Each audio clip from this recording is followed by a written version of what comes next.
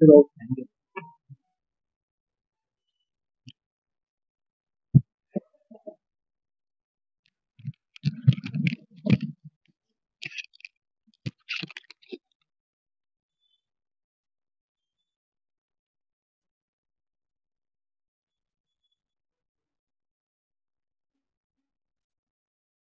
वंदनीय भगवान गौतम बुद्ध, भारतीय घटने शिल्पकार, महामानव, बोधिसत्व, परमपूज्य डॉक्टर बाबासाहेब आंबेडकर यांच्या विचारांना कार्यान्वयन तीव्र अभिवादन. उपस्थित बहुजन पंचायत समिती या समितीतले सर्व सन्माननीय पदाधिकारी, व्यासपीठावरती धम्मपीठावरती उपस्थित असणारे आदरणीय विनोदजी मोरे साहेब, लक्ष्मण भगत साहेब, किशोर मोरे साहेब, तसे इतर सर्व संस्कार समितीतील माझे सर्व मित्रमंडळी, बोधाचार्य यांना सर्वांना जेवण करतो. ऑलरेडी सर्व नावं घेतलेली आहेत. माझा विषय पण मोठा असल्यामुळे वेळेचे जर सांभाळून घेण्यासाठी मी नावं कमी घेतो, त्यावेळेस व्यक्त करतो. माझा विषय आहे डॉक्टर बाबासाहेब आंबेडकर व भगवान बुद्धाचा धम्म. या विषयाला सुरुवात करण्यापूर्वी आपण हा विषय संदर्भासहित घेणार आहोत. या ज्या ठिकाणी संदर्भ आवश्यक आहे त्या ठिकाणी संदर्भ देणार आहे. आणि हा विषय जेव्हा आपण ऐकाल तेव्हा ज्यांना ज्यांना नोटिंग करायचं, संदर्भ नोटिंग करायचं ते नोटिंग करूया. ती सुरुवात अशी आहे की डॉक्टर बाबासाहेब आंबेडकरांनी 13/10/1935 साली धर्मांतराची घोषणा केली आणि ती घोषणा बाबासाहेबांनी 56 ला पूर्ण केली. एकूणच 21 वर्षाच्या मध्ये गेलेले आहेत. या 21 वर्षामध्ये बरेच अभ्यासक असे म्हणतात की बाबासाहेबांनी 21 वर्ष फक्त बौद्ध धर्माचा अभ्यास करण्यासाठी घेतलेला होता. तो कसा घेतला आहे ह्यावरती थोडाफार चिंतन करूया. माझ्या अभ्यासाच्या दृष्टीने 21 वर्षांचा जो आपण कालावधी सांगतो तो एक मिथ्या दृष्टिकोन आहे, अशा प्रकारचा माझा अभ्यास सांगतो. तो कसा सांगतोय त्यासाठी आपण थोडा रेफरन्स पाहूया. बाबासाहेब प्रस्तावनेमध्ये म्हणतात, दादा केळुसकरांच्या दिलेल्या पुस्तकामुळे मी बुद्धांकडे वळलो. त्या लहान वयातच मी रिकाम्या डोक्याने बुद्धांकडे गेलो नाही. मला पार्श्वभूमी होती आणि बुद्धांच्या जीवनावरील पुस्तक वाचताना मी तुलना व भेद करीत असे. बुद्धांच्या धम्म यांच्यात रस घेण्याची माझी सुरुवात आहे. म्हणजे 1907 साली जेव्हा बाबासाहेबांना दादा केळुसकरांनी पुस्तक दिलं त्या पुस्तकांच्या म्हणजे सुरुवातपासून ती सुरुवात इथे आहे. याचा रेफरन्स तुम्हाला कुठे भेटेल? खंड 18 भाग 3 पान नंबर 473 वरती बाबासाहेब म्हणतात बुद्ध धर्माची लाट कधीही परत जाणार नाही. ह्यामध्ये तुम्हाला हा रेफरन्स भेटेल. सोबतच आपली जी प्रस्तावना आहे बुद्धांच्या धम्माची त्याच्यामध्ये रेफरन्स भेटेल. म्हणजे 1907 पासून ही सुरुवात आहे. पुढे आपण जर बहिष्कृत भारत, मूकनायक यांचे जर लेख वाचले, त्यावेळेचे लेख वाचले तर त्याच्यामध्ये आपल्याला 31/7/1920 चा मूकनायक, तसेच 3/6/1927 चा बहिष्कृत भारताचा अग्रलेख, ह्यामध्ये बाबासाहेबांनी बुद्ध धर्मावरती भाष्य केलेलं आहे. सोबतच 1927 साली जेव्हा महाराष्ट्राचा सत्याग्रह होता त्यावेळेची एक आठवण त्यांचे सहकारी निळकंठ सहस्त्रबुद्धे यांनी कथन केली. ते म्हणतात की बुद्धांचे अनुयायी ब्रह्मचर्य राहून दारिद्र्य स्वीकारून निस्वार्थ बुद्धीने कशी समाजसेवा करेल याचे त्यांनी म्हणजे बाबासाहेबांनी सुंदर चित्रण आमच्या मनचक्षुपुढे चितारले व आमच्या बरोबरच्या कोणीही बौद्ध लोकांनी बसण्याच्या जागेवर जे बौद्ध भिक्खू होते त्यांच्या बसण्याच्या जागेवर कोणीही बसू नये अशा प्रकारचा त्यांनी फर्मान सोडला होता, आदेश दिला होता. साल आहे 1927 साली. 25/9/1928 रोजी दादरच्या गणेशोत्सवाच्या भाषणात ते म्हणाले, जातीभेदावर कुऱ्हाड घालून अस्पृश्यतेचे पाळ मुळातच मारून टाकणारा खरा जर एखादा धर्मवीर आपल्या देशात अवतरला असेल तर तो एकटा गौतम बुद्ध. 1928 साली समता समाज संघाने समता पाशी चालवले होते. या पाशीकडून सुद्धा बुद्धांच्या ऐतिहासिक सामाजिक क्रांतीचे अनेक दाखले दिलेले आहेत. मुक्तिकोण पथे 31/5/1936 रोजी मुक्तिकोण पथे आपल्या सर्वांना माहिती आहे की बाबासाहेबांनी धर्मांतराची घोषणा केली. त्यानंतर हे त्यांनी मुंबई इलाक्यामध्ये महालोकांची परिषद आयोजित केली होती. त्यामध्ये मुक्तिकोण पथे हे भाषण आहे ते गाजलेलंच आहे. त्याच्यामध्ये एंडिंगला बाबासाहेब म्हणतात की म्हणते आनंद तथागतांची संवादाचा उल्लेख त्यांनी केला होता. अत्त दीप भव म्हणजे हे 1936 साली. 17 मे 1941च्या अंकात हिंदूंना त्रिशरण दमन करण्याचा सल्ला देणारा बुद्ध जयंती आणि तिचे राजकीय महत्व हा आग्रह बाबासाहेबांनी लिहिला होता. 1944 साली म्हणजे 24/9/1944 ला भाषणात प्राचीन हिंदुस्थानातील क्रांती व प्रतिक्रांती याविषयी प्रकाश टाकताना ते म्हणतात, बुद्धाने केलेली क्रांती ही सर्वोत्कृष्ट क्रांती होती. बाबासाहेब अमेरिकेत गेले होते. 15/6/1913 ते 14/6/1916 या दरम्यान बाबासाहेब अमेरिकेत होते आणि ते 14/1/1955 साली वरळी येथील एका भाषणामध्ये असे म्हणतात की उच्च शिक्षणासाठी मी अमेरिकेत गेले असताना त्यांनी तेथे बौद्ध धर्माचा बराचसा अभ्यास केला होता. 1913 ते 1916 1932 साली बाबासाहेब गोलमेजच्या परिषदेत जात असताना त्यांना वाटेमध्ये सवतकर यांनी लिहिलेले पत्र भेटलं आणि त्या पत्रामध्ये सवतकर त्यांना विचारतात की आम्हाला अशी माहिती भेटली की तुम्ही धर्मांतर करणार आहात आणि त्या धर्मांतरामध्ये तुम्ही मुस्लिम धर्म स्वीकारणार आहात, अशा प्रकारची बातमी भेटलेली आम्हाला, तर ह्याच्यामध्ये तुम्ही एक्सप्लेन करा. बाबासाहेब त्या प्रश्नाचं उत्तर देताना पत्राचं उत्तर देताना म्हणतात की मी कदापि मुस्लिम धर्म स्वीकारणार नाही, माझा कल बुद्ध धर्माकडे आहे. म्हणजे ही सर्व उदाहरणं आपण जर पाहिली बिफोर 1935 टू बिफोर त्याच्या आधीची उदाहरणं आणि त्याच्यानंतरची उदाहरणं जर पाहिली तर बाबासाहेब आपण जे म्हणतो की 21 वर्षे बाबासाहेबांनी घेतली तो इथे मुद्दा आपला फॉलो होतो. कारण प्रस्तावनेचा जर आपण व्यवस्थित अभ्यास केला, बुद्धांच्या धम्माचा अभ्यास केला प्रस्तावनेचा, त्याच्यामध्ये बाबासाहेब स्वतः म्हणतात की मला 35 वर्ष मी अभ्यास करतो याच्यामध्ये प्रस्तावनेमध्ये. म्हणजे आपण जे म्हणत असतो की बाबासाहेबांनी 21 वर्ष घेतली, 21 वर्ष घेतली, ती का घेतली नाही, तर हा जो मुद्दा आहे त्याच्यामध्ये आपण नेहमीच म्हणतो की बाबासाहेब बुद्ध धर्माचा अभ्यास करायचा घेतला, हा मुद्दा इथे अभ्यासानंतर असा दिसतो की तो चुकीचा आहे. तर 21 वर्ष का लागली हा विषय महत्वाचा आहे.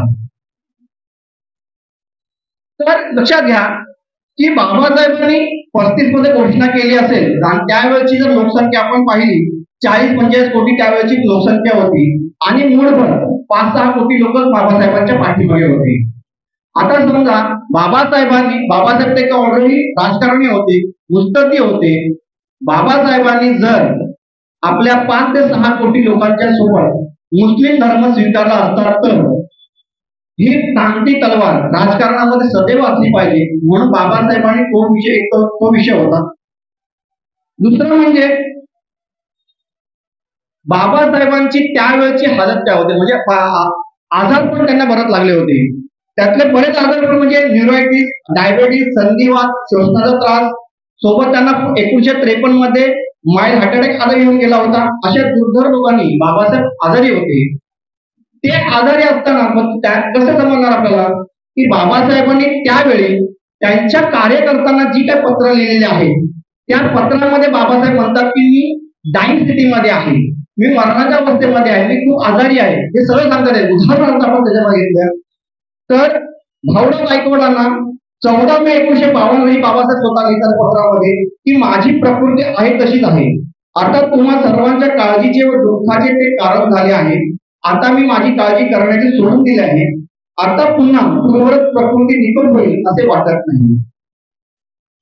डॉक्टर बाबासाहेब आंबेडकरांची पत्रे संपादक शंकरराव खरात पान नंबर 326-27 वरती लिहितात, माझ्या प्रकृतीची आता चिंता करण्याऐवजी त्यापेक्षा अधिक विचार म्हणजे माझ्या शिरावरील आपल्या समाजाच्या सर्व कार्याची जबाबदारी घेण्यासाठी लवकर तयार झाले पाहिजे, अशा प्रकारचा बाबासाहेब उल्लेख करतात.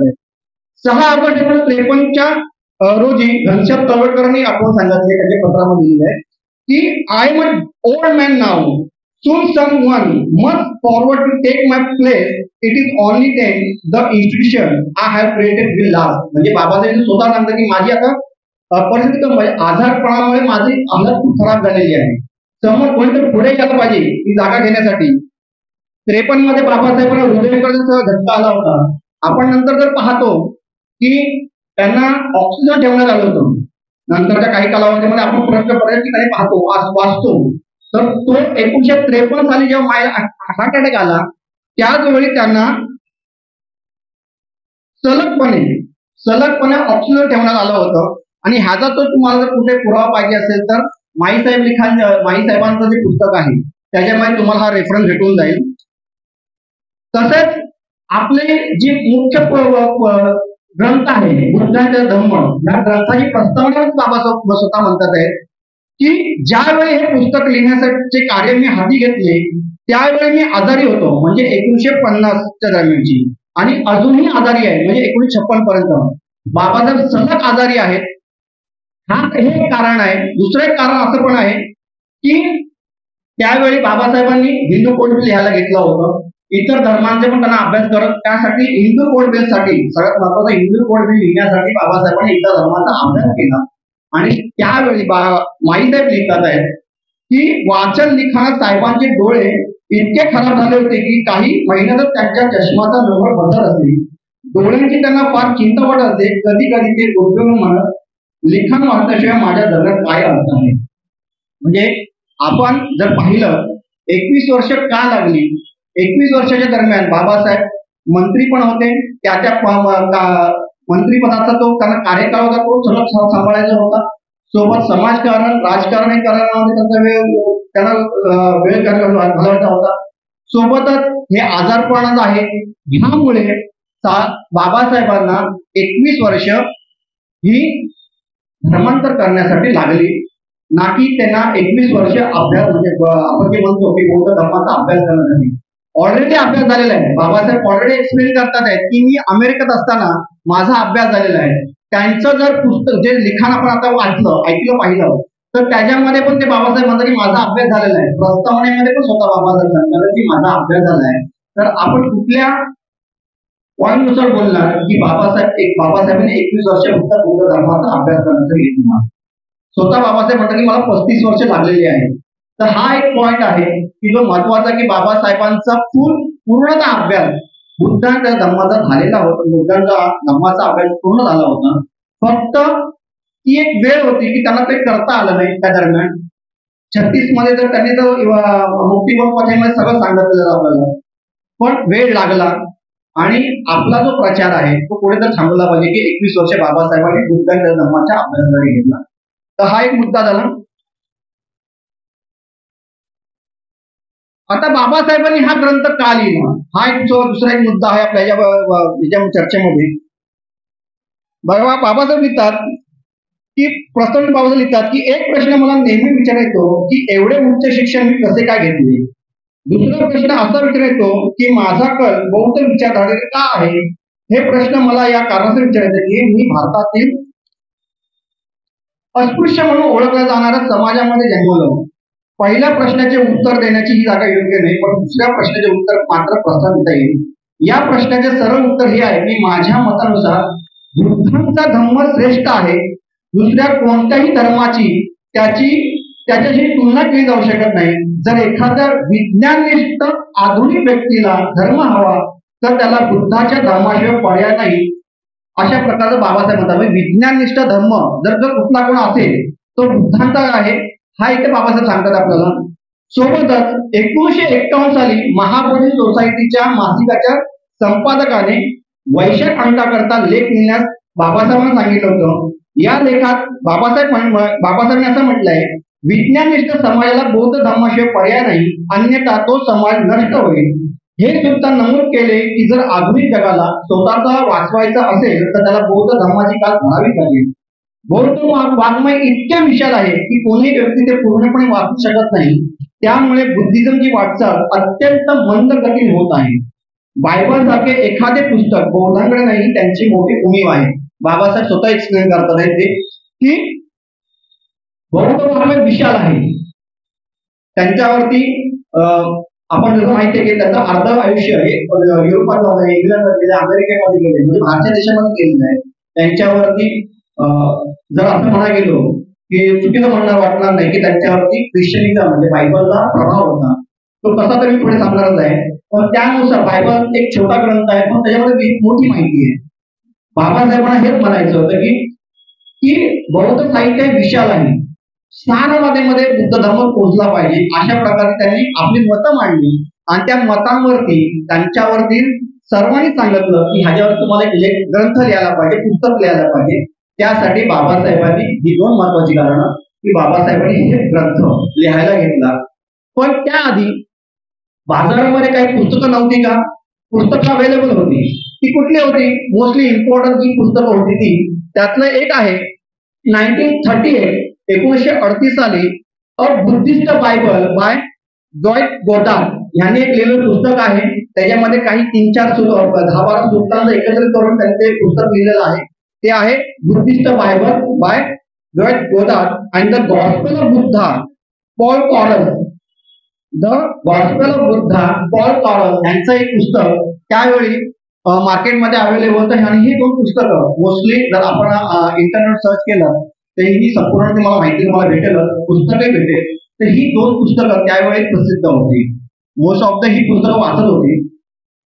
पण ही पुस्तकं बाबासाहेबांची नजर होती असं नाही तर होतीच. पण बाबासाहेबांनी जेव्हा हे पुस्तक लिहायला घेतलं त्यावेळी, आता तुम्हाला आम्हाला सगळ्यांना माहिती आहे की बाबासाहेबांनी आधी पुस्तक घेतलं त्याचं नाव होतं द गॉस्पेल ऑफ बुद्धा. अशा प्रकारचं आपल्याला सगळ्यांना माहिती आहे. पण माई साहेब त्यांच्या पुस्तकामध्ये लिहितात, आंबेडकरांच्या सवाल पान नंबर 25 वर तुम्हाला माहिती भेटेल. त्यामध्ये ते लिहितात आहेत की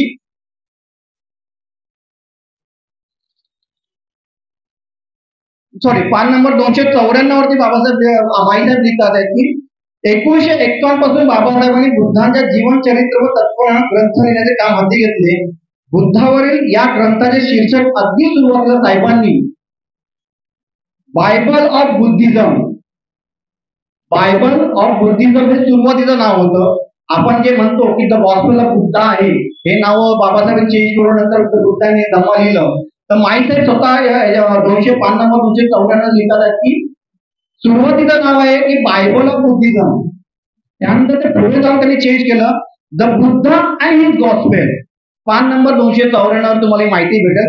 म्हणजे सुरुवातीची नावांमध्ये जे कन्फ्युजन होतं आपल्यामध्ये, माईसाहेब स्वतः दोन नावं वेगळे देतात आहेत. आपण म्हणतोय की the gospel of Buddha, Maisaheb म्हणतात की सुरुवातीची नावं ही Bible of Buddhism and the Buddha and his gospel अशा प्रकारची नावं माईसाहेब तिथे देतात आहेत. तर अशा प्रकारे सर्व अभ्यास करून बाबासाहेबांनी सुरुवातीला ग्रंथ लिहायला सुरुवात केली. आणि ह्या ग्रंथामध्ये त्यांनी बुद्ध, आपण जसं म्हणतो की 35 वर्ष काम अभ्यास केला पाहिजे आणि काय केलं हे आपल्याला माहिती पाहिजे की बुद्धिझम मध्ये 3 पंथ आहेत. द स्कूल ऑफ बुद्धिझम त्याला म्हणतो आपण. त्याच्यामध्ये महायान आहे, वज्रयान आहे आणि थेरवाद आहे. तर थेरवादामध्ये काय आहे की थेरवादामध्ये परत पुढे जाऊन जेव्हा 18 म्हणजे थेरवादी सुरुवात 18 पंथ झाले. 18 पंथाची पुढे महायान आणि वज्रयानमध्ये रूपांतर झाले. अशी 3 पंथ आहेत. तर पाली साहित्याचा जेव्हा आपण अभ्यास करतो त्यामध्ये त्रिपिटक साहित्य आहे आणि अनुपिटक साहित्य आहे. त्रिपिटक साहित्यामध्ये विनय आहे, सुत्त आहे, अभिधम्म आहे. आता विनयाची संख्या आहे 21,000, सुत्तांची संख्या आहे 21,000 आणि अभिधम्माची संख्या आहे 42,000. म्हणजे टोटल जर आपण अभ्यास करायला गेलो तर त्रिपिटकामध्ये 84,000 सुत्त अशी येतात आहेत. जे आपण नेहमी बोलतो की 84,000 सत्व आहे म्हणजे धम्म आहे, तो संपूर्ण ह्याच्यामध्ये त्यांची विश्लेषण 21,000 विनय, 21,000 सुत्त आणि 42,000 अभिधम्म अशा प्रकारे सुत्ताची मांडणी आहे. त्यासोबत अनुपिटक साहित्य आहे. अनुपिटक साहित्यामध्ये काय येतं? अठ्ठकथा येते, टीका येते, अनुटीका येते. आता अठ्ठकथा, टीका, अनुटीका म्हणजे काय की जे त्रिपिटकात आहे ते व्यवस्थित अजून चांगल्या पद्धतीने समजावे म्हणून अठ्ठकथा लिहिण्यात आल्या.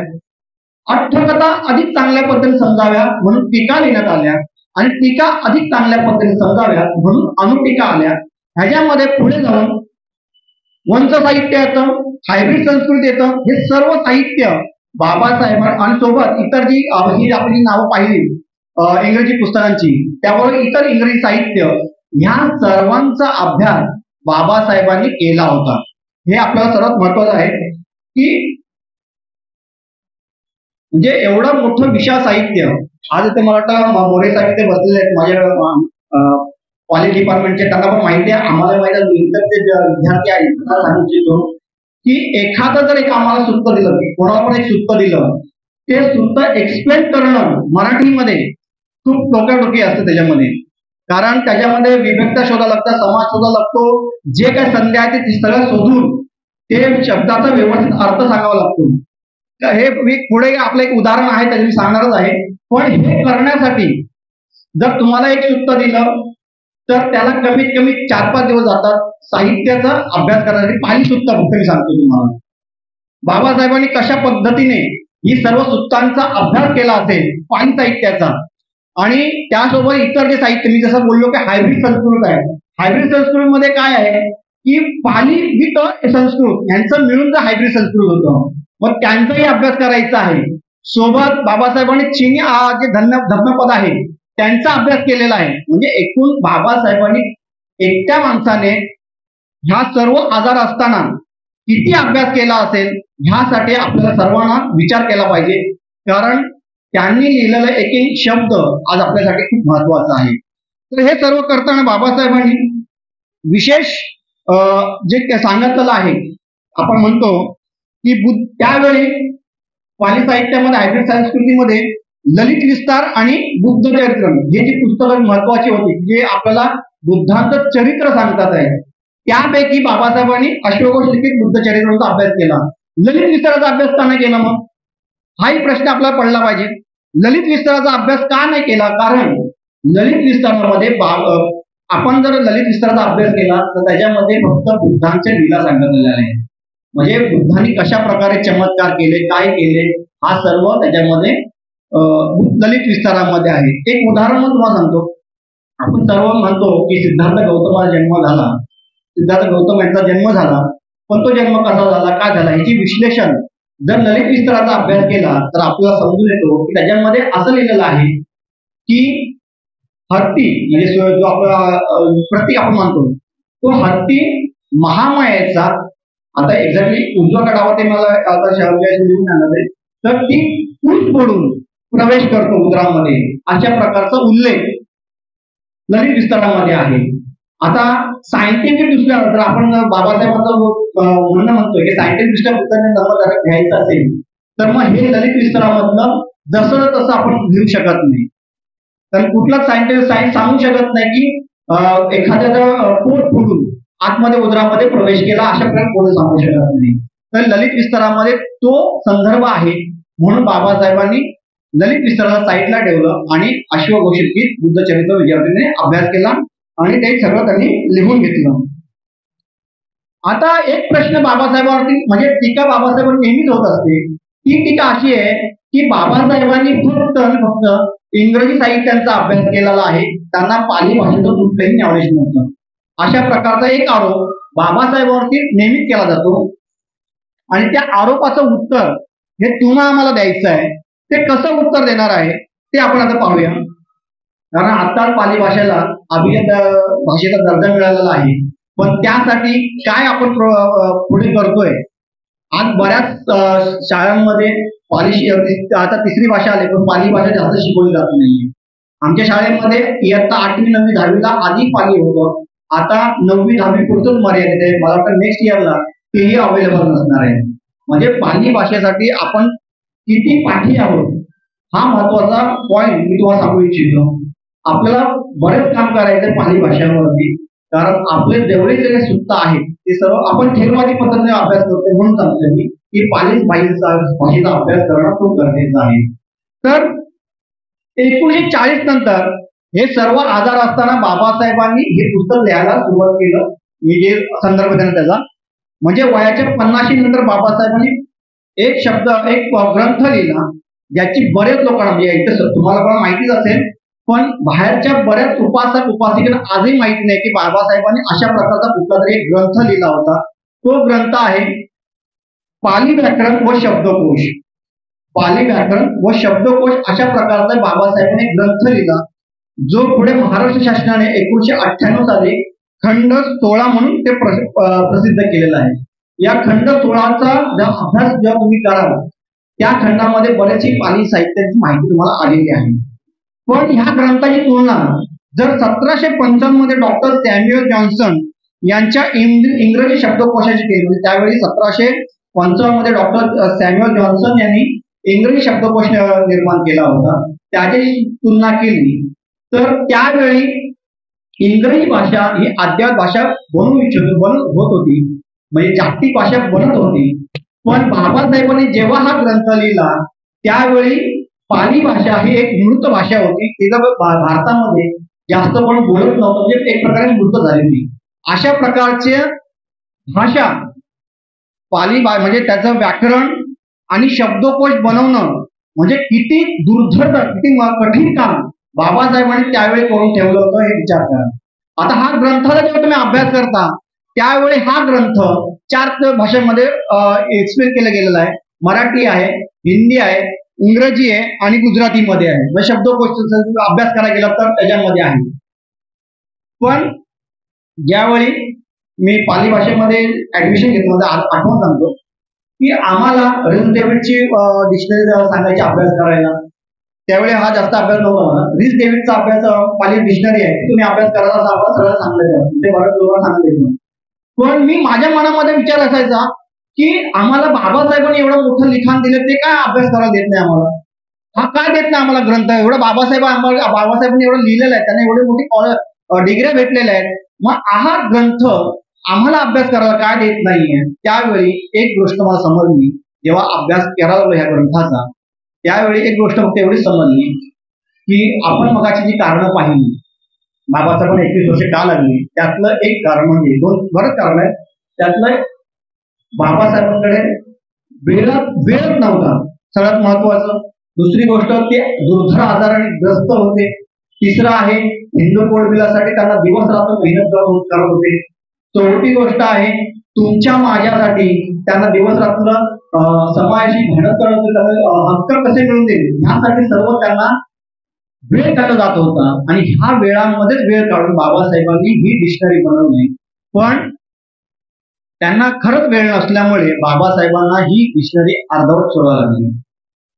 जर तुम्ही जर त्यांचं पुढे पाहिलं तर ती थोडी अर्धवट डिक्शनरी आहे. तुम्हाला संपूर्ण भेटेल, शब्दकोश सांगतोय मी, व्याकरण तुम्हाला सगळं भेटेल पण डिक्शनरी पुढे जाऊन डिक्शनरी भेटणार नाही. व्याकरणामध्ये तुम्हाला विभक्ती भेटेल, संधी भेटेल, सगळं भेटणार ते. आणि हाऊ टू प्रोनाउन्स कसं तुम्ही एकमेकांशी संवाद साधू शकता हे सर्व त्याच्यामध्ये आहे. पण ती डिक्शनरी कम्प्लीट नसल्यामुळे हा एक बाबासाहेबांचं हे पुस्तक जेवढ्या प्रमाणात प्रसिद्ध व्हायला पाहिजे होतं ते म्हणजे आमच्याकडे यायला पाहिजे ते आलं नाही. तर हे सगळ्यात महत्वाचं काम बाबासाहेबांचं अजून एक काम आहे की हे जे राहिलेलं काम आहे ते तुम्हाला आम्हाला पूर्ण करायचं आहे. ही जी डिक्शनरी आहे ती कशी या पद्धतीने पूर्ण होईल यासाठी तुम्हाला प्रयास करायचा आहे. आम्ही एक प्रयत्न केला होता. आम्ही फर्स्ट या सेकंड इयरला होतो तेव्हा आमचा एक संकल्प केला की ही डिक्शनरी आपण इतर काही भाषांमध्ये ट्रान्सलेट करू शकतो का, जेवढी बाबासाहेबांनी लिहिली तेवढी तरी. तर त्यातली काही म्हणजे जे 4 आहेत भाषा आहेत त्याच्यामध्ये इतर म्हणजे पंजाब लोकांसाठी किंवा इतर लोकांसाठी काय करू शकतो का आपण, अशा प्रकारचा मी प्रयत्न केला होता. मी प्रयत्न केला होता की तो ब्राह्मी मध्ये कसं ट्रान्सलेट करता येईल, कसं लिहिता येईल हा प्रयत्न केला होता. पण इतर कामामुळे ते प्रयत्न फलद्रूप झाला नाही. पण भविष्यामध्ये तो एक संकल्प माझ्याकडे आहे तो मला पूर्ण करायचा आहे. तर हे पाली भाषेचं बाबासाहेबांचं हे योगदान आहे हे प्रत्येकाने समजून घ्यायला पाहिजे. कारण लोक सगळेच म्हणतात की बाबासाहेबांना पाली भाषेचं काही ज्ञान नव्हतं, त्यांनी फक्त इतर गोष्टी इकडून तिकडून घेऊन तुम्हाला दिलेलं आहे. तर हे पाली भाषेचं बाबासाहेबांचे योगदान होतं. तसेच त्याच्यामध्ये बाबासाहेबांना इतर अनेक भाषा माहित होत्या. आतापर्यंत आपण 14 भाषा आपल्याला माहिती आहेत असं आपण गृहीत करत होतो. पण मला वाटतं गेल्या महिन्यामध्ये मी आणि लक्ष्मण भगत साहेब एका कार्यक्रमामध्ये त्यावेळी विजय मोहिते सर यांनी आम्हाला एक लिखित पुरावा दिला की बाबासाहेबांना आतापर्यंतच्या लिखित स्वरूपामध्ये 10 भाषा येत होत्या आणि त्याचा त्यांनी संदर्भ दिला ती शास्त्ररेखे यांनी लिहून ठेवलेला आहे. अशा प्रकारे म्हणजे 10 आपण जे 14 भाषा बोलतो त्या भाषा 14 नसून 10 आहेत हेही लक्षात घ्या. त्यातलं हिंदी आहे, मराठी आहे, गुजराती आहे, संस्कृत, इंग्रजी, फ्रेंच, जर्मन, पर्शियन यासारख्या 10 भाषा बाबासाहेबांना येत होत्या. म्हणजे भाषेवरती पण बाबासाहेबांचा कमांड होता. हे सर्व तयारी करून म्हणजे आता आपण पाहतोय 1907 पासून जी तयारी सुरू झालेली आहे ती आतापर्यंत म्हणजे बाबासाहेबांनी त्रिपिटकांचा कसा अभ्यास केला, त्याच्यावरती इतर अनुपीठक साहित्य आहे त्यांचा कसा अभ्यास केला, पाली भाषेवर त्यांचा कमांड होतो, हे सर्व अभ्यास करून बाबासाहेबांनी 1951 ला प्रत्यक्ष हा ग्रंथ लिहिण्यासाठी घेतला होता. आणि ते त्यासाठी ते तळेगावला जायचे. त्यांच्याकडे त्यांचा जो तळेगावला जे घर आहे त्या ठिकाणी जाऊन ते लिखाण करायचे आणि हा सर्व करून त्यांनी फेब्रुवारीच्या 1956 हा ग्रंथ त्यांनी पूर्ण केला. म्हणजे 1951 स्टार्ट केलं आणि 1956 हा ग्रंथ पूर्ण केला. काही जण असं म्हणतात आहेत की हा ग्रंथ बाबासाहेबांच्या हयातीमध्ये पूर्ण झाला नाहीये. कोणीतरी नंतर ह्या ग्रंथामध्ये 4 आर्य सत्य, विपश्यना ह्या गोष्टी लोकांनी नंतर मागवून घुसवण्यात आल्या. अशा प्रकारचा एक मिथ्या दृष्टिकोन किंवा चुकीचा संदेश बाहेर दिला जातो की बाबासाहेबांनी ह्या गोष्टी सर्व नाकारलेल्या आहेत. 4 आर्य सत्य नाकारलेले आहेत, विपश्यना नाकारलेले आहेत. ह्यानंतर कोणीतरी त्या ग्रंथामध्ये घुसवलेलं अशा प्रकारचं चुकीचा संदेश बाहेर आहे. त्यासाठी आपण असं म्हणू शकतो की 1952 मध्ये म्हणजे 52 मध्ये बाबासाहेबांनी ह्या ग्रंथाच्या 100 कॉपी सुरुवातीला छापल्या होत्या. तर गॉस्पेल ऑफ बुद्धा आपण ज्या बोलतो ते गॉस्पेल ऑफ बुद्धा 100 कॉपी छापल्या होत्या. त्या कॉपी त्यांनी देश विदेशातील जेवढे अभ्यासक होते त्यांना पाठवल्या होत्या आणि त्या पाठवण्यामध्ये त्यांनी असं लिहिलं होतं की तुमचा अभिप्राय मला ह्या पुस्तकाबद्दल द्या. चुकीचा आहे, चांगला आहे, काही असेल तर तुम्ही तो द्या. म्हणजे एक पेजवरती लिहिलं होतं, एक पेजवरती ब्लँक ठेवलं होतं. अशा पद्धतीच्या 100 कॉपी बाबासाहेबांनी सुरुवातीला छापल्या होत्या, ते पाठवल्या होत्या. दुसरं आहे उदाहरण आपल्याला जर पाहिलं तर घनश्याम तळवटकर, मबी चिटणीस आणि शास्त्र रेगे यांनी मिळून एक ग्रंथ म्हणजे आपण जेव्हा हे लिहिलं होतं त्याच्या प्रस्ताव त्याने त्रिशरण म्हणून एक प्रस्ताव लिहिली होती, माहिती लिहिली होती. त्यामध्ये हे तिघं म्हणतात की बाबासाहेबांच्या हयातीतच हा ग्रंथ वितरणासाठी तयार होता, पण व्यवहारामुळे तो ग्रंथ तेव्हा प्रसिद्ध होऊ शकला नाही. म्हणजे 1956च्या दरम्यानच हा ग्रंथ पूर्णतः तयार झाला होता. फक्त वितरण करण्यासाठी काही आर्थिकदृष्ट्या बाबासाहेबांनी तेवढे पैसे नव्हते. आपण जर पाहिलं त्यांनी नेहरूंना पण पत्र लिहिलं की तुम्ही ह्याच्या काही कॉपी घ्यायला विकत घ्या म्हणून. आर्थिकदृष्ट्या त्यांना तेवढं सवय नव्हतं. त्यामुळे जर कोणी म्हणत असेल की ह्या गोष्टी नंतर घुसवण्यात आले त्यांच्यासाठी हा रेफरन्स आहे. हे 2 रेफरन्स आहेत. 1952 ला बाबासाहेबांनी 100 प्रती निर्माण केल्या तर सगळ्यांना पाठवल्या होत्या. दुसरं त्रिसरण जे घनश्याम तळवटकर, मबी चिटणीस आणि शास्त्र रेगे यांनी एकत्रितरित्या हा जेव्हा ग्रंथ संपादित केला त्यावेळी त्यांनी त्यांचं मनोगत त्रिसरण लिहिलं आणि त्या त्रिसरणामध्ये त्यांनी स्वतः सांगितलं की हा ग्रंथ बाबासाहेबांच्या हयातीत तयार झाला होता, फक्त वितरणासाठी पैसे नसल्यामुळे तो तसा राहिला. म्हणून हा एक मुद्दा आपण निकालात काढला की कोणीही बाबासाहेबांच्या ह्या पुस्तकामध्ये कोणीही घुसळणा केली नाहीये. जे आर्य सत्य विपश्यनावरती जे बोलतात त्यांच्यासाठी हा रेफरन्स आहे. बाबासाहेबांनी हा ग्रंथ लिहिताना खूप बारीक काळजी घेतली होती. त्यांना ह्या ग्रंथाचा आकार सुपर रॉयल पाहिजे होता. प्रत्येक पानावरती फक्त 36 ओळी असाव्यात अशा प्रकारे त्यांनी सूचना प्राध्यापक शास्त्र रेगे यांना दिली होती. पीपल एज्युकेशन सोसायटी यांच्यातर्फे 1957 ला प्रथमतः जेव्हा इंग्रजी आवृत्ती निर्माण झाली त्यावेळी ह्या सर्व सूचना फॉलो करण्यात आल्या होत्या. पण त्यानंतर ते आतापर्यंत ह्या सूचना फॉलो केल्या गेल्या नाहीत असं म्हणजे सन्माननीय अपवाद वगळता ह्या सूचना फॉलो केल्या गेल्या नाहीत. आज आपण जर पाहतो बुद्धांच्या धम्म हा ग्रंथ पाहतो, बाबासाहेबांनी सांगितलं की माझ्या पुस्तकाचं सुपर रॉयल आकार असं पाहिजे, प्रत्येक वेळेस 36 ओळी पाहिजे, अशा प्रकारची सूचना बाबासाहेब देत आहेत. पण आज आपण जर आपल्या हातामध्ये जर एखादी कॉपी असेल बुद्धांच्या धम्माची तर त्याच्यामध्ये हा आकार तुम्हाला भेटतो का? प्रत्येक लाईनीमध्ये 36 ओळी भेटतात का? हा संशोधनाचा विषय आहे. कारण प्रत्येक ठिकाणी आपण जर पाहतो 2 भागामध्ये एका पेजवरती 2 भाग दिलेले आहेत. छोटे अक्षर आहेत ते वाचण्यासाठी पण नाहीये. काही पुस्तकांमध्ये तर चुकीचं टायटल लिहिलेलं आहे. माझ्याकडे एक पुस्तक आहे त्याच्यामध्ये पंचवक्कीय भिक्खूंची नावं चुकीची लिहिलेली आहे. बऱ्याच ठिकाणी अशी आपल्याला तुम्हाला चूक भेटेल.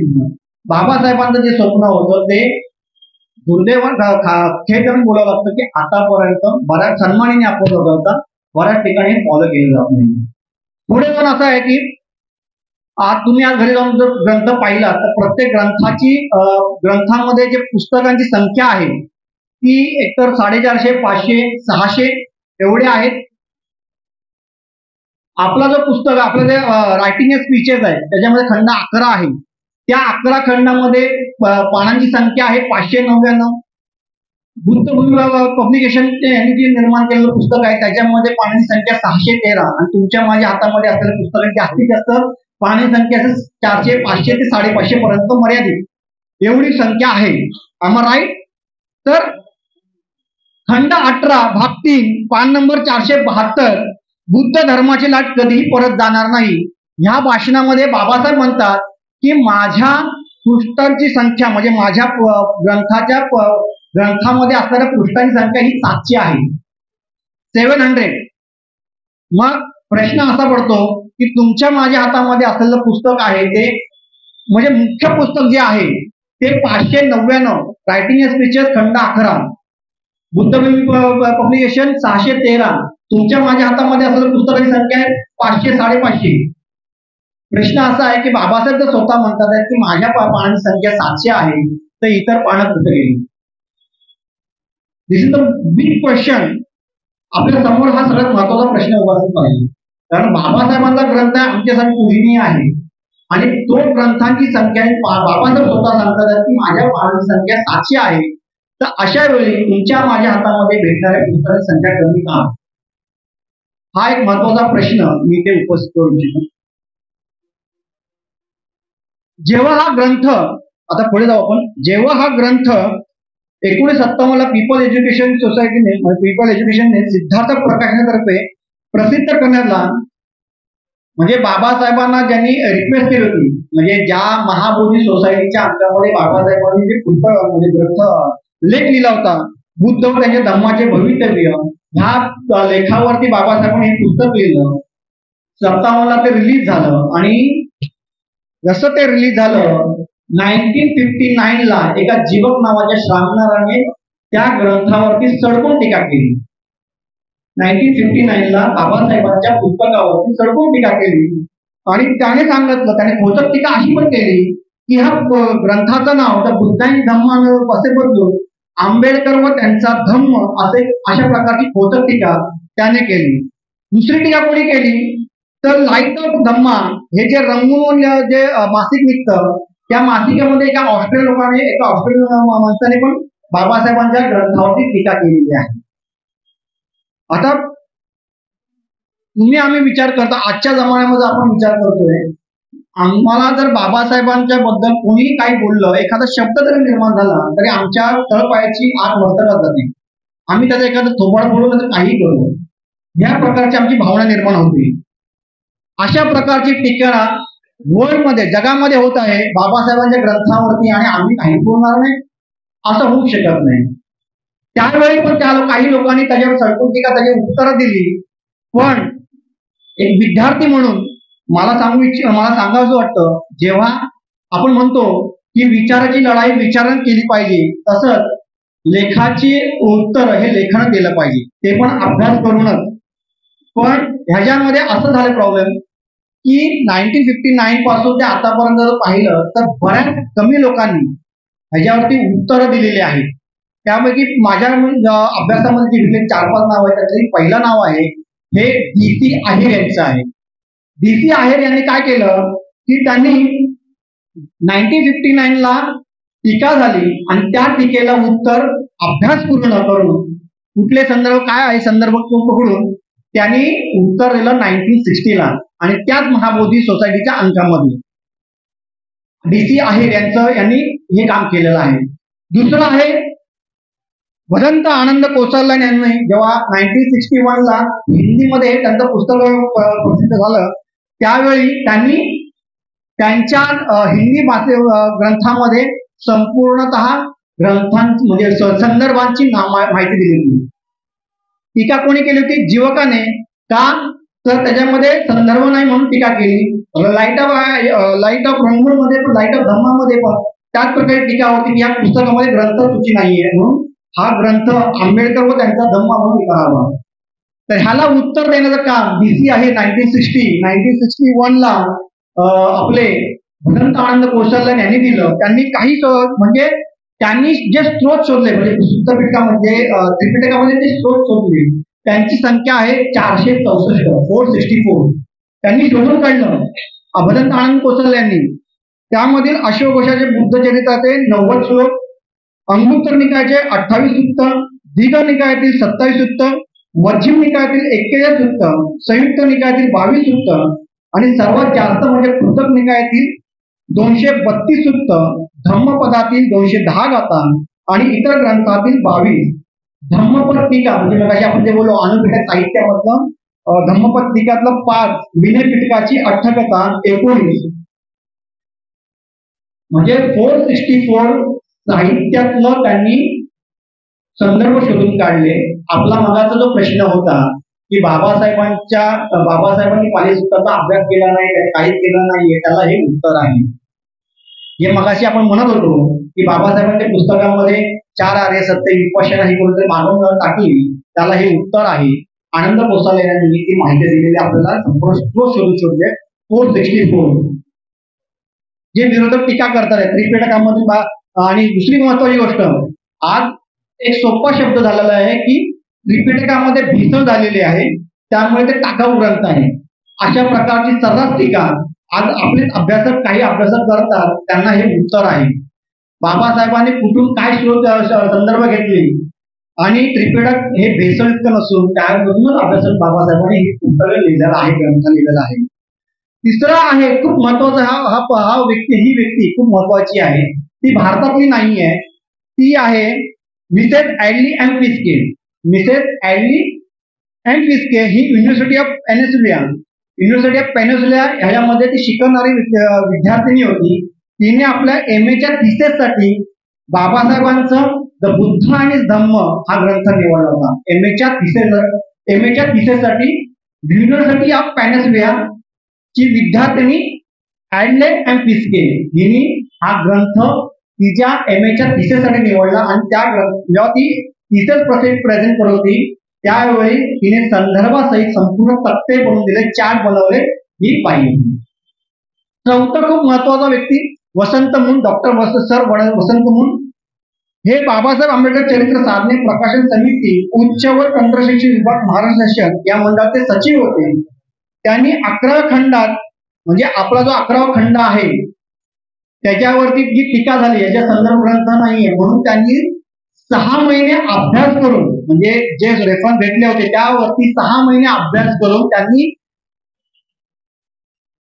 Pali and other sources of Buddha आणि धम्मा विथ अँड इंडेक्स, म्हणजे सप्लिमेंट, खंड 11 ची सप्लिमेंट वसंत मून सरांनी भदंत आनंद कोसरल्याने यांच्या ग्रंथावरती त्या अभ्यास करून, इतर ग्रंथांचा अभ्यास करून 6 महिने त्यांना लागले आणि त्यांनी त्या सप्लिमेंट रिलीज केली. आणि त्याच्यामध्ये त्यांनी सांगितलं की बाबासाहेबांनी पाली स्त्रोतातून माहिती घेतली होती इतर ठिकाणी किंवा अनुपीठक साहित्यातून त्यांनी माहिती घेतली.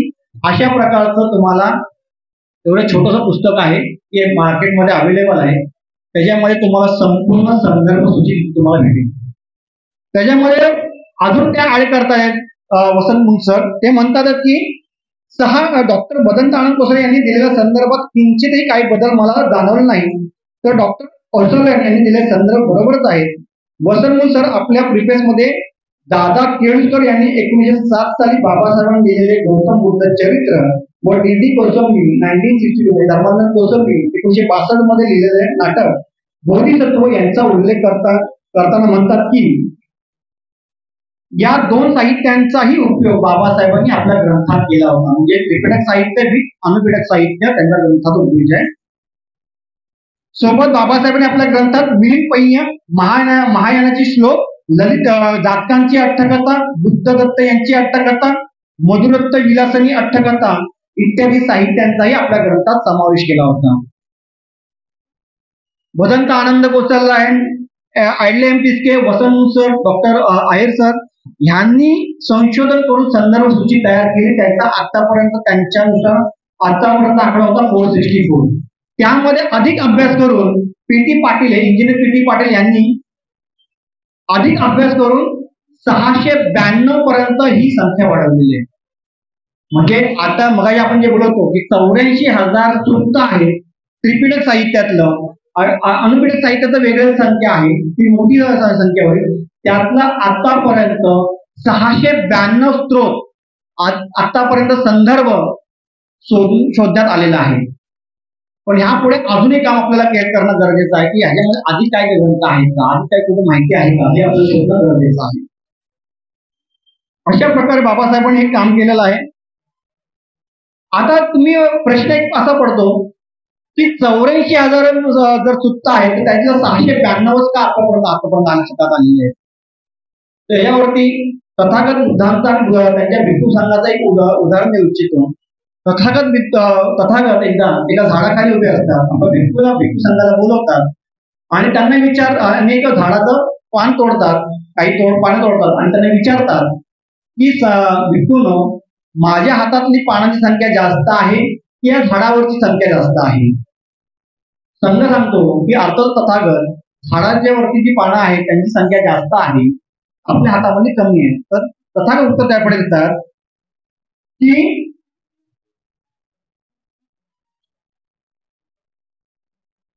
ते म्हणतात की ह्या विश्वात बरेच ज्ञान आहे, पण तुमच्या क्षमतेनुसार जितक्या ज्ञानाची गरज होती आहे तितकं ज्ञान मी तुम्हाला दिलेलं आहे.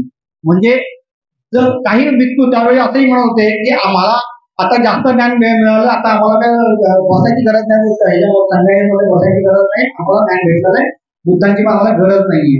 त्याच्यावरती बुद्धांनी हे सांगितलेलं आहे की तुमची ज्ञानाची पात्रता जेवढी आहे तेवढं सध्या मी तुम्हाला दिलेलं आहे. जर जसं तुमची ज्ञानाची पात्रता वाढत जाईल त्यानुसार मी तुम्हाला इतर माहिती देणार आहे. आता आपला जो मुख्य प्रश्न आहे की 692 स्रोत आपण घेतलेले आहेत, बाबासाहेबांनी वेचलेले आहे त्या महासागरातून. बाबासाहेबांना अपेक्षा होती की आता आपली त्यावेळी क्षमता तेवढी होती. विचार करा, काळाचा रेफरन्स घ्या, 56चा काळ आहे आपला. आता हळूहळू आपली क्षमता वाढत आहे, तुमची माझी ज्ञानाची क्षमता वाढत आहे. त्यामुळे आता आपल्याला अधिक अभ्यास करणं गरजेचं आहे. अधिक अभ्यास करून बाबासाहेबांनी जो हा ग्रंथ आपल्या पुढे, जो हा रथ पुढे आणलेला आहे, त्या रथाला थोडं किंचितही त्यांच्यावर जी टीका झालेली आहे त्या टीकेला उत्तर म्हणून आजही आपलं कर्तव्य आहे की त्या टीकेला उत्तर देण्यासाठी आपणही थोडं किंचित पुढे नेण्यासाठी प्रयत्न केला गरजेचं आहे.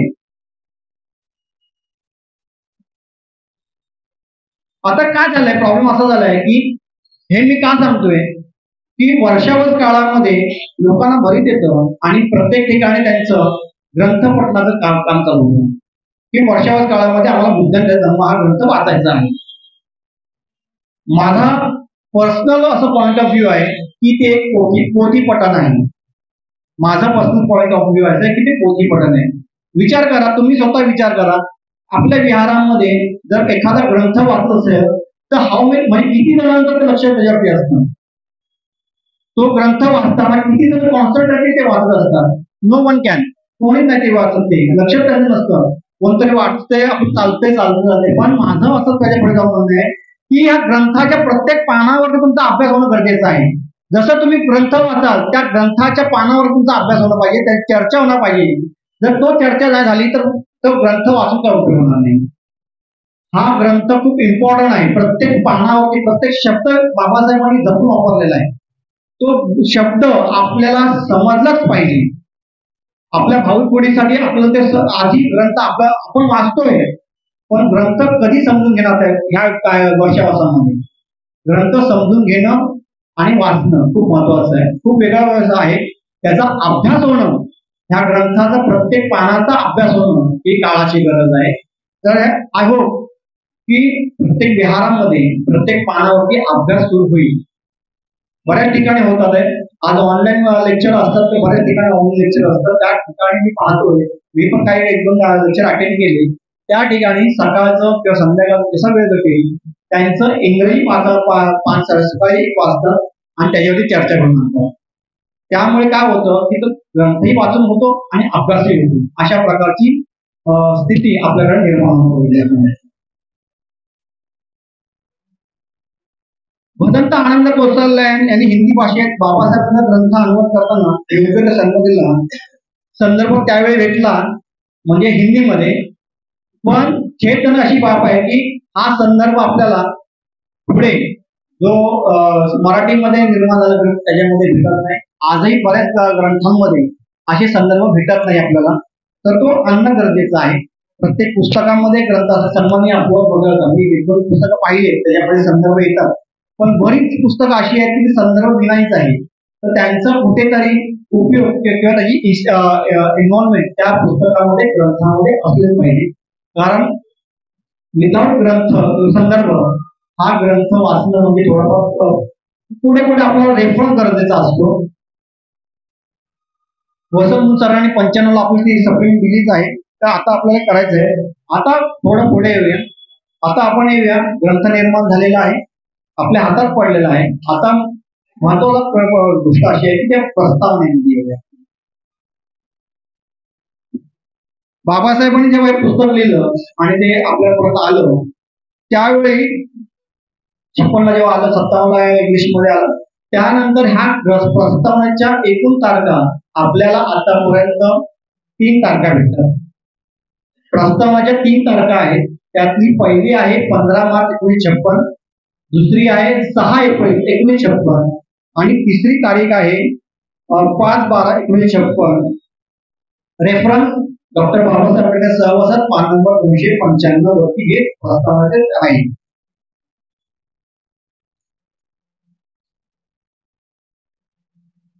तर ह्या प्रस्तावनेचा आपण चर्चा करू. 3 तारखा काय येतात आपल्याला. प्रथमतः हे लक्षात घ्या की प्रस्तावनेशिवाय प्रस्तावना का लिहितात, काय नाही लिहित, त्याच्या मागचं कारण काय आहे हे आपण समजून घेऊया. प्रस्तावनेशिवाय जर आपण एखादा ग्रंथ पुस्तक वाचले तर लेखकाने ते पुस्तक का लिहिले, लिहिण्यामागचा उद्देश काय आहे, ते पुस्तक लिहिण्यासाठी लेखकाने किती कष्ट घेतले, किती प्रयत्न केले, पुस्तकाद्वारे वाचकांच्या लेखकांची काय अपेक्षा आहे, हे सर्व प्रस्तावनेमध्ये आपल्याला माहिती भेटते. याच्यामध्ये म्हणजे त्या लेखकाची भूमिका, एका छोटीशी भूमिका त्याच्यावर समजते. पण जेव्हा सुरुवात आपण म्हणालो की सुरुवातीला ह्या प्रस्तावना तुम्हाला इंग्रजी पुस्तकामध्ये पण भेटणार नाही, रायटिंग स्पीचेस मध्ये प्रस्तावना भेटत नाही खंड 11 मध्ये. तर या बाबासाहेबांनी जे प्रस्तावनेमध्ये लिहिलं ते आपण थोडं बघूया. त्यामध्ये 6 पॉईंट होते प्रस्तावनेमध्ये. महाबोधी मासिकात लिहिलेल्या अंकावर लोकांच्या अग्रसर बाबासाहेबांना ग्रंथ लिहावा असे स्पष्टीकरण त्याच्यामध्ये भेटते. दुसरं आहे बाबासाहेबांच्या लहानपणी त्यांचा रामायण महाभारत इत्यादी विषयावर सखोल अभ्यास झाला होता. तिसरं आहे 4थीची परीक्षा उत्तीर्ण झाल्यावर जे आपल्याला बुद्धचरित्र आंबेडकर गुरुजींनी लिहिलं होतं ते कोणासाठी लिहिलं होतं ते जी माहिती भेटते. ती माहिती अशी भेटते की सयाजीराव ओरिएंटल सिरीज बडोदा संस्थान यासाठी लिहिलं ते पुस्तक होतं. याची माहिती या प्रस्तावनेमध्ये भेटते.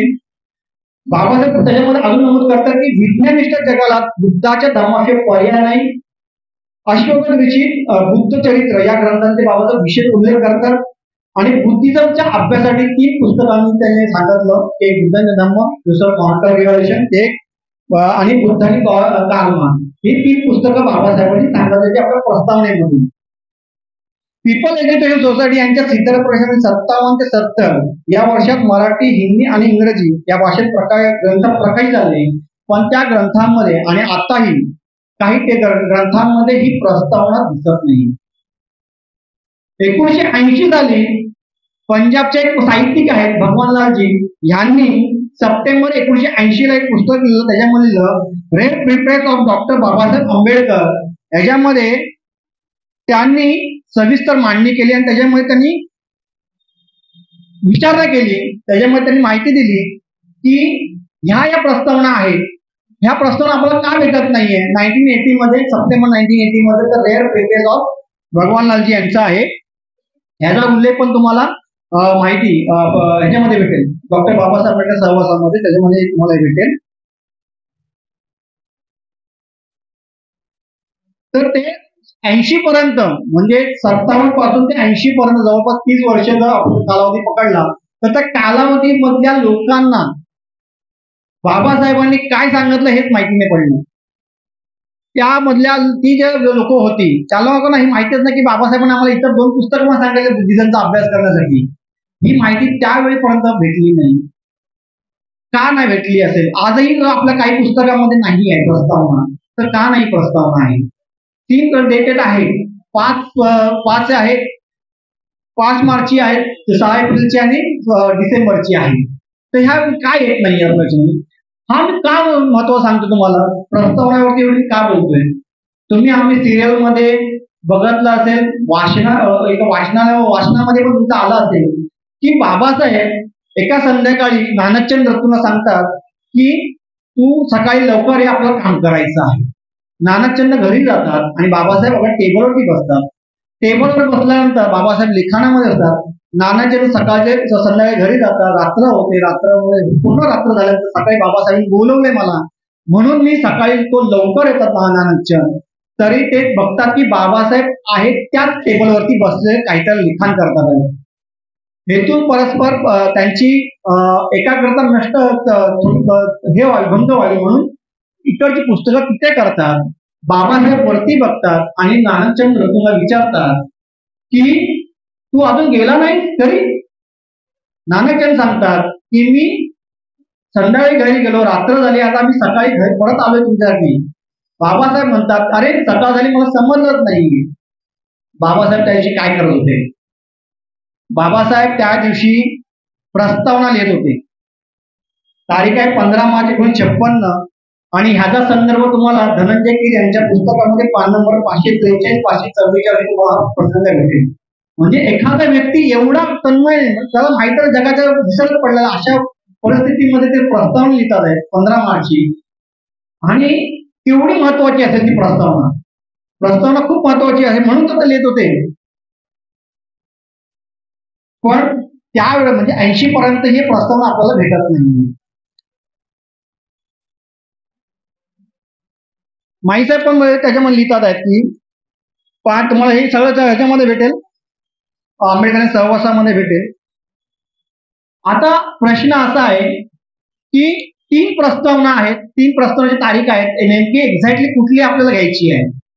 त्यासाठी बाबासाहेब उत्तर देतात आहेत भाषा व प्रांत रचनेमध्ये की बाबासाहेब म्हणतात की एकाच विषयावर मी 2 किंवा अधिक वेळा मते मांडली असेल, त्यात तुम्हाला बदल झालेला दिसत असेल तर माझ्या अनुयायांमध्ये गोंधळ माजेल की बाबासाहेबांचे नेमके कोणते मत घ्यायचे.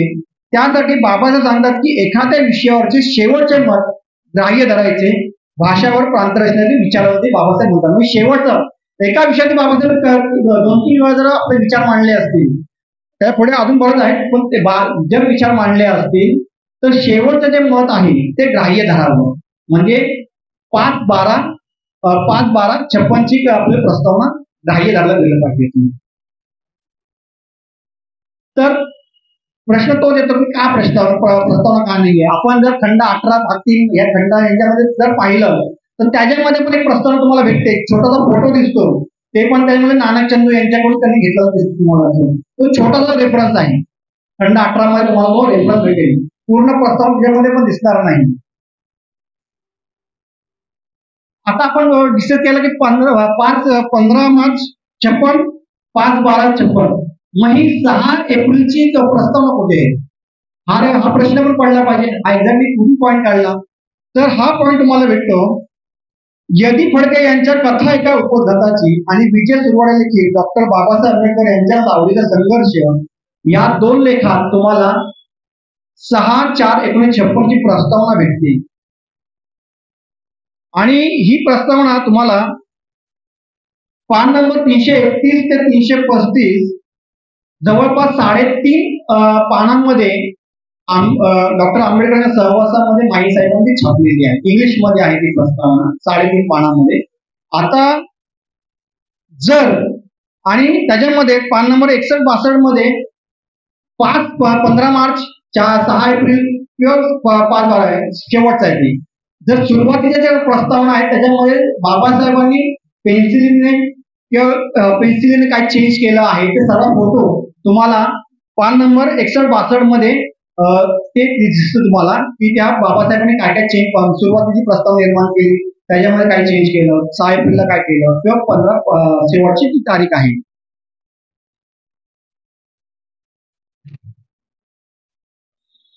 तर मी जसं बोललो आता की 3.5 पानांमध्ये म्हणजे आता आपल्या ते 12 पानांची माहिती आहे की प्रस्तावना आहे. माई साहेबांच्या पुस्तकामध्ये 3.5 पानांमध्ये दिसते. ही प्रस्तावना आज आपल्या काही पुस्तकांमध्ये 2 ते 1-2 पानांमध्ये संपलेली दिसते. अर्धवट प्रस्तावना छापण्याची गरज नाही. हे योग्य आहे का असा प्रश्न पण आपला एक विद्यार्थी म्हणून आपल्याला पडला पाहिजे. तर अशा प्रकारची प्रस्तावना खूप महत्वाची आहे. बाबासाहेबांनी त्याच्यामध्ये बरेच उल्लेख केलेला आहे. काय काय केलेलं आहे तुम्हाला सांगणं गरजेचं आहे. तुम्ही सगळ्या अभ्यासात आहात.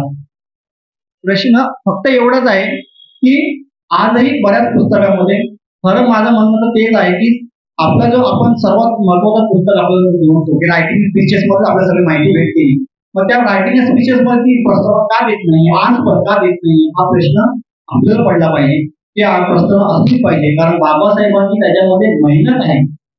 हा जो आपण नानकचंदांचा आपण जो रेफरन्स पाहिला धनंजय कीर यांच्या पुस्तकातला की किती एकाग्रतेने त्यांनी ती प्रस्तावना लिहिलेली आहे. त्यांना माहीतच नाही की रात्रीचा दिवस झालेला आहे आणि ही प्रस्तावना आधी काळ छापली जात नाही, छापला द्यावी अशा प्रकारचं आपल्याला काम पाहिजे.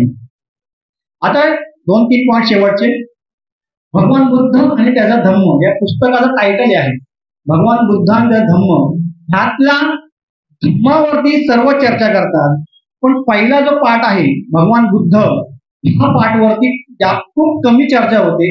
त्या चर्चेमध्ये फक्त आपण एवढंच म्हणतो की बोधिसत्वाचा प्रवास बुद्धांपर्यंत झालेला आहे एवढं फक्त आपण म्हणतो. पण हे पाठ लिहिण्याचा कारण काय आहे?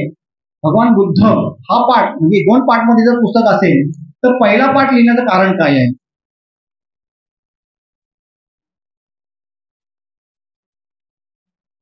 सगळ्यात महत्वाचं आपण 22 प्रतिज्ञा बघतो. त्या 22 प्रतिज्ञामध्ये त्याचं एक उत्तर भेटतं आपल्याला की भगवान बुद्ध हे विष्णूचे 9वे अवतार आहे. हा खोटा प्रचार होतो. म्हणजे त्यावेळेची मानसिकता काय होती हे आपल्याला लक्षात घ्यायला पाहिजे की त्यावेळी बुद्धांना विष्णूचा अवतार मानलं गेलं होतं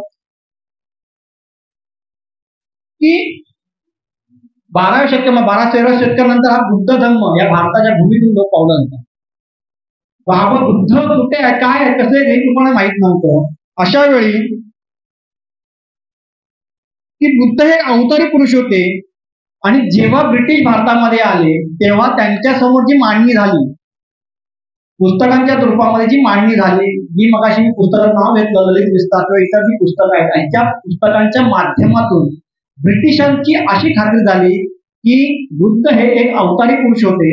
त्यांनी ह्या जगामध्ये त्यांनी मानव नव्हते तर ते अवतारी पुरुष होते आणि अवतारी पुरुषाने हे सगळं चमत्कार केला अशा प्रकारची धारणा त्यावेळी होती.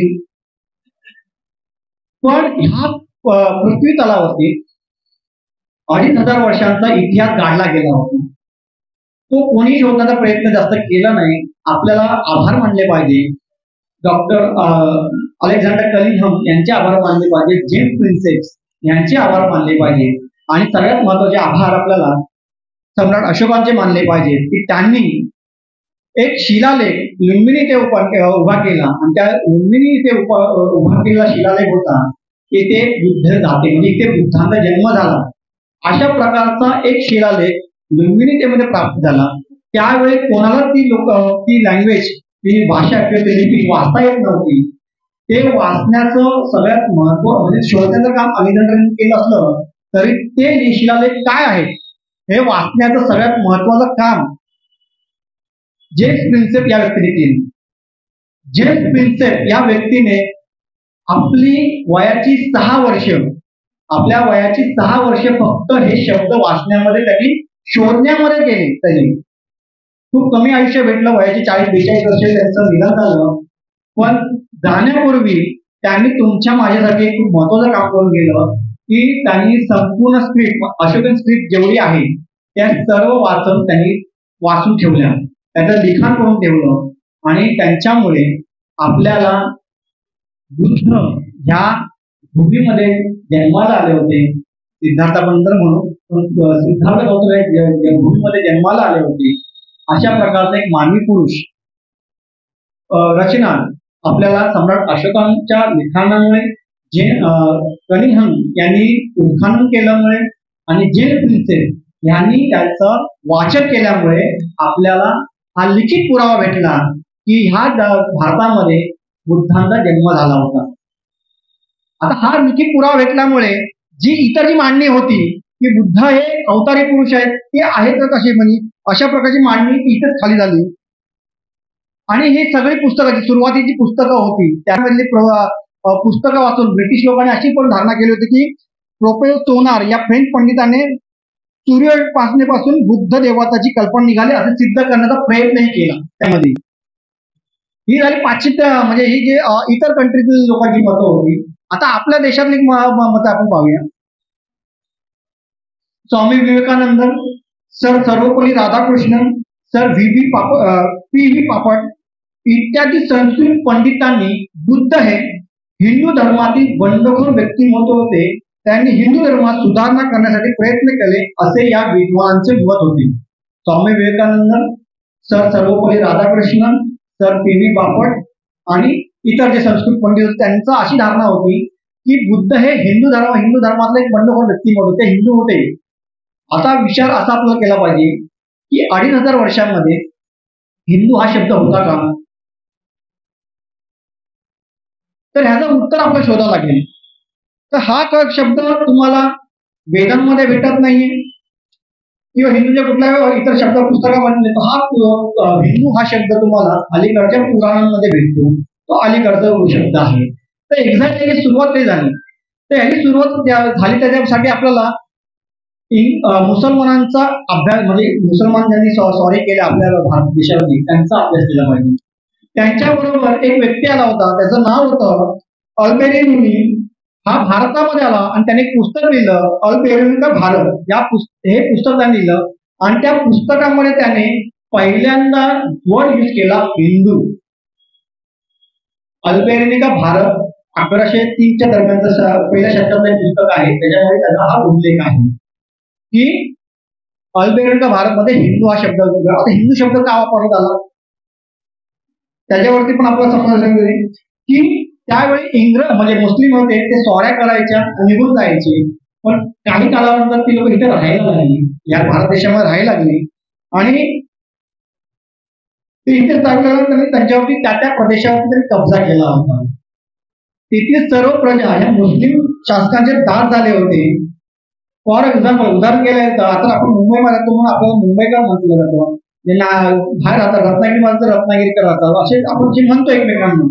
त्यानुसारच या पुस्तकामध्ये फारसी भाषा, हे पुस्तक आहे फारसी भाषेमध्ये आणि फारसी भाषेमध्ये स हे व्यंजन नव्हतं तर त्या जागी ह हे व्यंजन होतं. फारसी भाषेमध्ये हे लिहिलेलं पुस्तक त्याच्यामध्ये स हे व्यंजन नव्हतं तर त्या जागी ह हे व्यंजन होतं. आणि त्याने अल्बेरुनीने येथील दास असलेल्या प्रजेला हिंदू म्हणतो. तो त्या ठिकाणी म्हणतो हिंदू. हे तुम्हाला 1103 मध्ये पुस्तक आले, इंटरनेटवरती उपलब्ध आहे, तुम्ही वाचू शकता. आता हिंदू हा शब्द जर 1103 मध्ये अल्बेरुनी भारतमध्ये यूज केला असेल तर बुद्धांची उत्पत्ती कधी तर 2500 वर्षापूर्वी.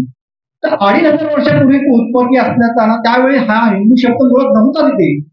तर कशा पद्धतीने या अभ्यासकांनी हे जे अभ्यासक होते त्यांची आपण नावं घेतली त्यांनी कशा पद्धतीने बुद्धांना हिंदू म्हणून त्याचा उच्चार केला, का असं केला असं त्या विद्वानाने हे आपल्याला ह्याच्यावरती विचार केला पाहिजे आपल्याला.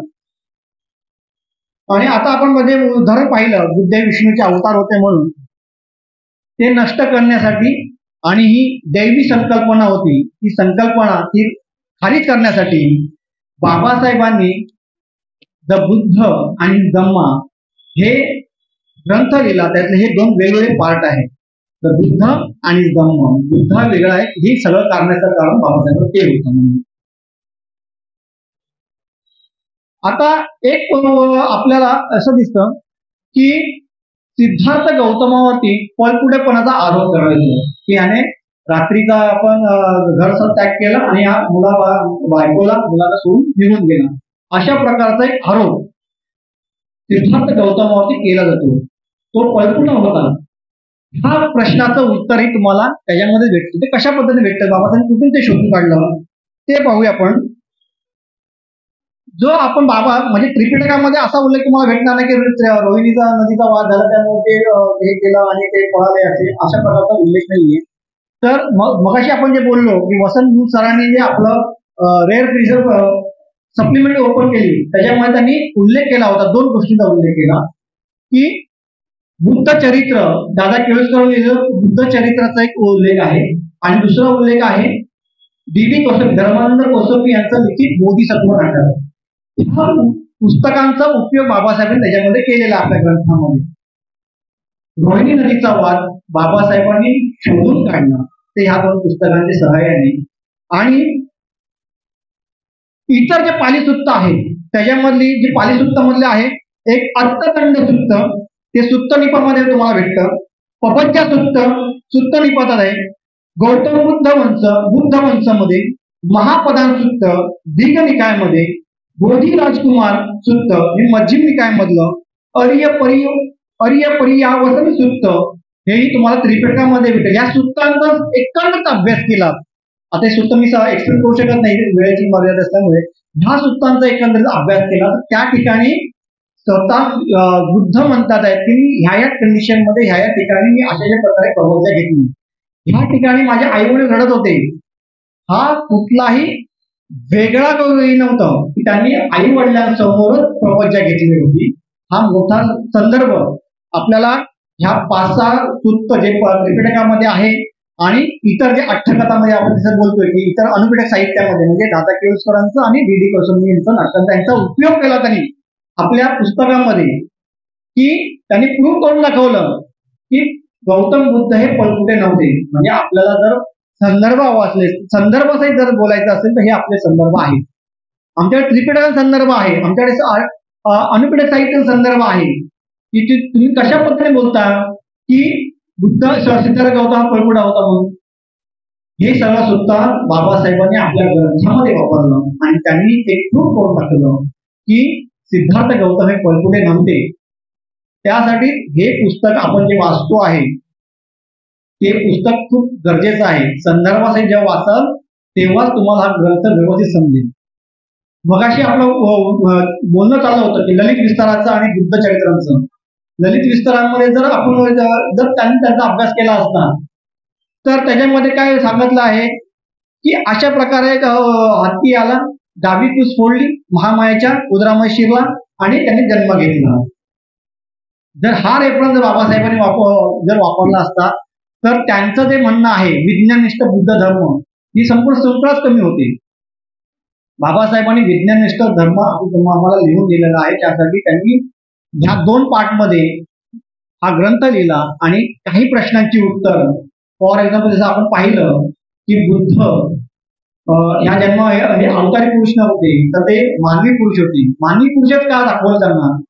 जर आपण अशी जर कल्पना केली जर ते दैववादी होते, देवी होते, देवी पुरुष होते तर एवढी सर्व उपलब्धी जी बाबा बुद्धाने आपल्या आयुष्यामध्ये निर्माण केली, ज्ञान दिलं तर सर्वसामान्य लोकांची अशी भावना होईल की ही सर्व उपलब्धी फक्त दैवी पुरुषांच्या अंगात दैवी लोकांच्या करू शकतात, मानवी पुरुष हे करू शकत नाही. तर ही शृंखला बाबासाहेबांना बोलायची होती. बाबासाहेबांनी मांडायचं होतं की तुम्ही आम्हीही जर जसं पारमितांचा किंवा इतर प्रज्ञाशील तरुण आहे, प्रज्ञाशील समाधी प्रज्ञा यांचा जर योग्य पद्धतीने अवलंब केला, योग्य प्रमाणे आचरण केलं आपल्या आयुष्यामध्ये तर आपणही इन फ्युचर बुद्धत्वाच्या मार्गावरती आपणही जाऊ शकतो. एखादा सामान्य व्यक्तीही बुद्ध धम्माचा व्यवस्थित अभ्यास केला तोही बुद्ध धम्माच्या वाटेवरती निब्बाणाच्या मार्गावर जाऊ शकतो. हे सर्व साध्य करता येतं एका मानवी व्यक्तीलाही.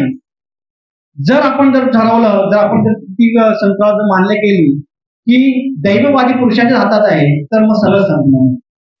मग आपण ती प्रयत्नच करू शकत नाही. आपली अशी भावना निर्माण होईल की हे आमच्या हातामध्ये नाहीये, हे फक्त तेच लोक करू शकतात. हे कुठेतरी मनाची मानसिकता बदलण्यासाठी बाबासाहेबांनी ह्या 2 पार्टमध्ये हे पुस्तक लिहिलं होतं.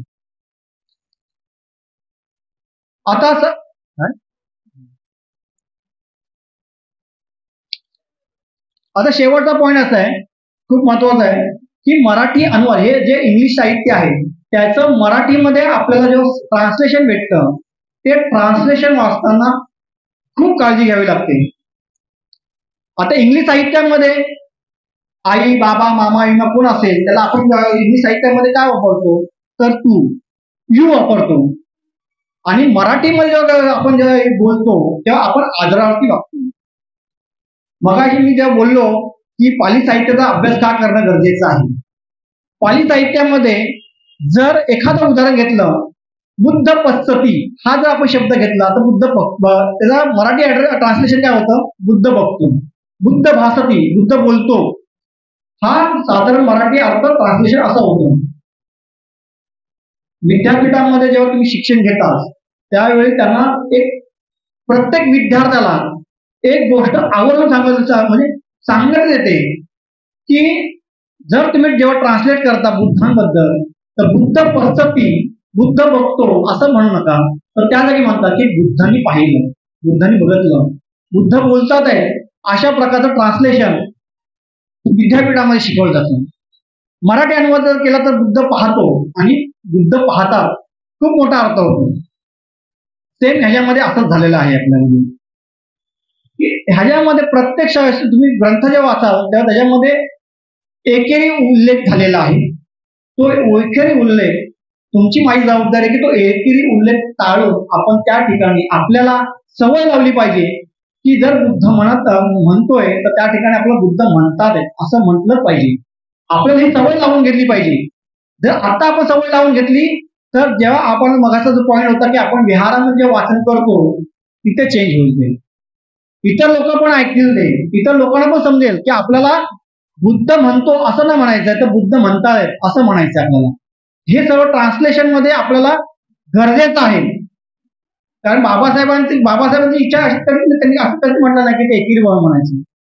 फक्त इंग्लिश ट्रान्सलेशन मराठीमध्ये ट्रान्सलेट करताना ते वेगळ्या पद्धतीने ट्रान्सलेट करायला पाहिजे. तुमची आपण बोलण्याची गरज आहे आपल्याला. दुसरं असं आहे की त्या प्रस्तावनेमध्ये एकदम उदाहरण पाहून आपण विषय समजूया. या पुस्तकामध्ये बाबासाहेब लिहितात प्रस्तावनेमध्ये, या पुस्तकात काही गोष्टी अशा आहेत की त्या बुद्धिझमच्या अभ्यासकांना डोकीदुखी ठराव्या, त्यांचा उहापोह मी परिचय या ग्रंथामध्ये या सदरात केला आहे. अशा प्रकारचा आपल्याला अनुवाद भेटतो. हा अनुवाद अत्यंत चुकीचा आहे असं मला वाटतं. कारण जर हा अनुवाद जर पाहिला तर बाबासाहेबांच्या एकंदरीत ग्रंथांबद्दल फार मोठी शंका निर्माण होती. एकतर ग्रंथामध्ये पाहण्याचा चुकीचा दृष्टिकोन आपल्यामध्ये निर्माण होतो, म्हणून त्याचा खरा अनुवाद काय ते बघूया आपण. There are certain matters which given hedges to the student of Buddhism. Marathi अनुवाद काय होता याच्यामध्ये, याचा सरळ अनुवाद हो, या पुस्तकात अशा काही गोष्टी आहेत की ज्या बुद्ध धर्माच्या अभ्यासकांना डोकेदुखी ठरलेल्या आहेत. आधीचा अनुवाद काय होता, बुद्धिझमच्या अभ्यास डोकेदुखी ठराव्या, आणि त्या अनुवाद केला तर आपण काय होतं, पुस्तकात अशा काही गोष्टी आहेत ज्या बुद्ध धर्माच्या अभ्यासाला डोकेदुखी ठरलेल्या आहेत, म्हणजे जे ऑलरेडी ठरलेल्या आहेत. आय हॅव डेम टू देम इंट्रोडक्शन. मी त्यांचा ओळख परिचय या सदराखाली केलेला आहे. जर आधीचं वाक्य जर ठरलं तर डोकेदुखी ठराव्या, ते पुस्तकामध्ये काहीतरी बाबासाहेबांच्या पुस्तकामध्ये वेगळं असं वाटतं. जर वेगळा अर्थ घेतला हा दुसरा सांगतोय तो, तर ते ऑलरेडी डोकेदुखी ठरलेले आहेत. अशा गोष्टीचा उहापोह मी ह्याच्यामध्ये केलेला आहे. डिफरन्स समजून घ्या दोन्ही शब्दांमधला. अजून एक शेवटचा आहे,